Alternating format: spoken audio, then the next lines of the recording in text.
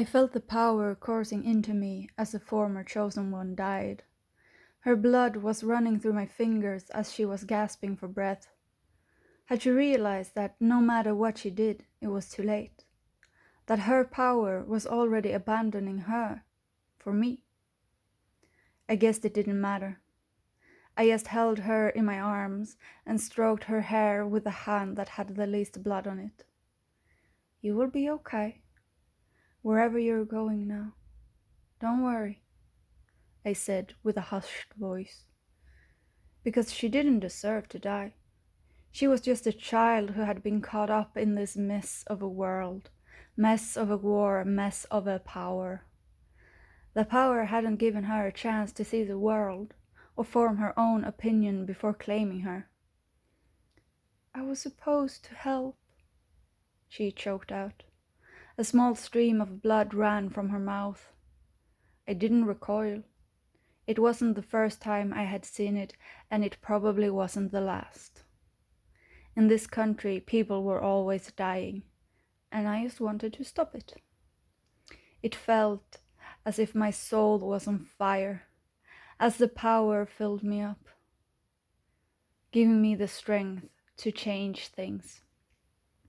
I know, I said, trying to calm her. I just wanted to help. I nodded, but she wasn't looking at me anymore. Her eyes were closed as she gasped for her last few breaths. Why? She whispered with a whimper. I had no answer for her, not a satisfying one at least. The knife that had taken her life laid bloodied an arm's reach away. It looked like it was shimmering in the starlight. Her hand was stretched out as if reaching for it. She stopped breathing. She was gone. Carefully, I shifted her body and laid her down on the ground, gave her one last stroke over the head. May your soul find its way home, I whispered, in a farewell before I got to my feet. I suddenly felt watched. The guards were probably on their way back. The distraction wasn't going to work forever. Quickly I scooped up the knife and tucked it into its hilt. I could clean off the blood later. I walked along the wall, looking for the stairs down, hoping that I could get out of here before anyone saw me, avoid any complications. They would come for me eventually, and I wanted to postpone that for as long as possible. The stairs came into sight and I heard the first scream. Shrill. It was one of the ladies who had found her, poor thing. Nothing to do about that now. I raced down the stairs, happy to be wearing pants instead of those forsaken skirts. Everyone focused on the scream and what they found there. The dead chosen one. They all died eventually. We all died. This one had lasted only a week. No one was prepared to find her dead, because they thought she was their savior. Fools. The castle turned into chaos, and I didn't know why I had worried about getting away. I just walked out the front door, no one guarded anymore. Master, I said, greeting him as he entered our home. I was kneeling on the floor, happy to see him, proud to be able to present that I had achieved his goal. We had managed to get the two powers on the same side.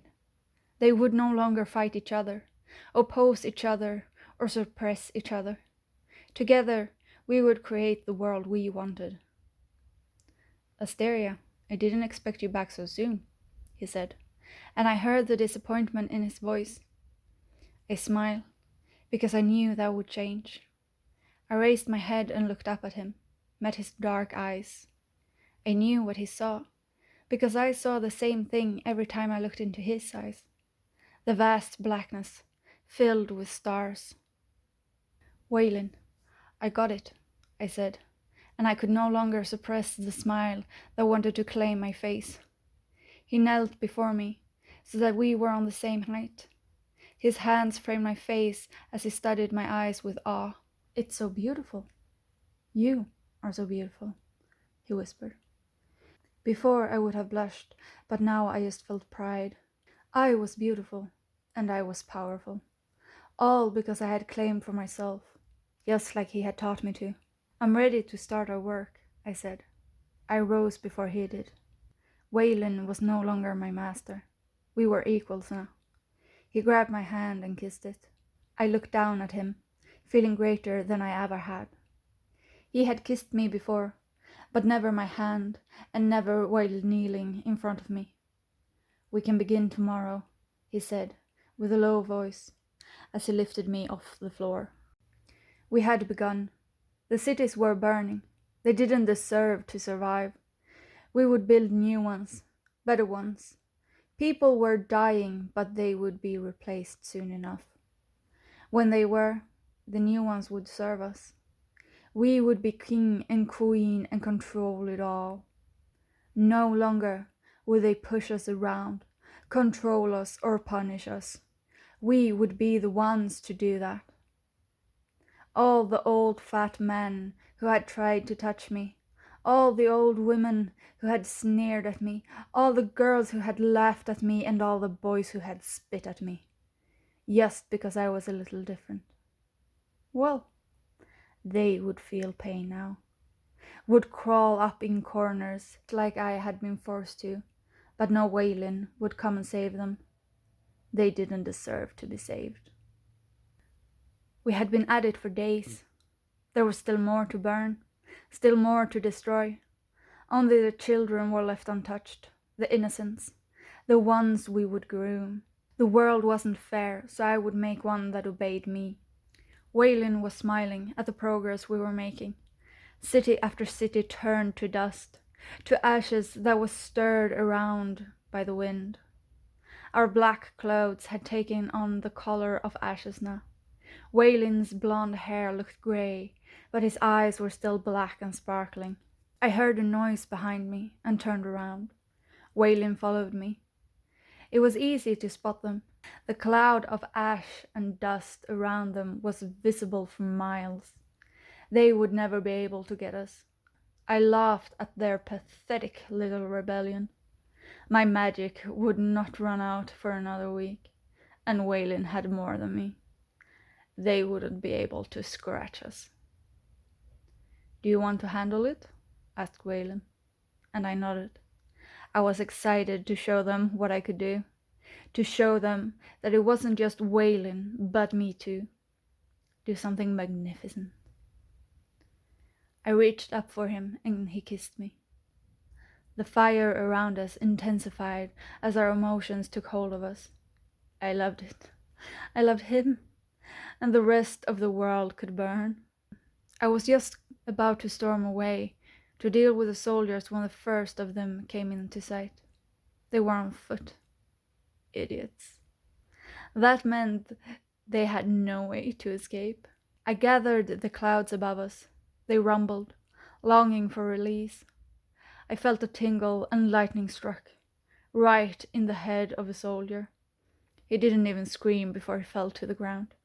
His clothes caught fire. The soldiers around him tried to get away. Some of them screamed. They all burned. The fire spread faster than they could run, because I told it to. It came from nowhere, the arrow poking out of my chest, pointing towards the soldiers I was burning alive. The blood pooled around the arrow, dripped along my shirt, continued down towards the ground. I drew in a breath, and it hurt. It gurgled. "Asteria?" There was panic in Waylon's voice. I looked up at him as my knees buckled. He was running towards me. I tried to tell him not to. He had to keep away. We could take care of me later, but only if he wasn't hurt too. He continued running, caught me just when I was going to fall over. His arms were so warm, and I realized how cold I was. I was freezing. "It's poisoned," Waylon said, careful not to touch the metal on the arrow. I saw the arrow just as it penetrated Waylon's shoulder. He drew in a hard breath. My eyes teared up. He couldn't die here. "You have to go," I said with a raspy voice and a slight gurgle.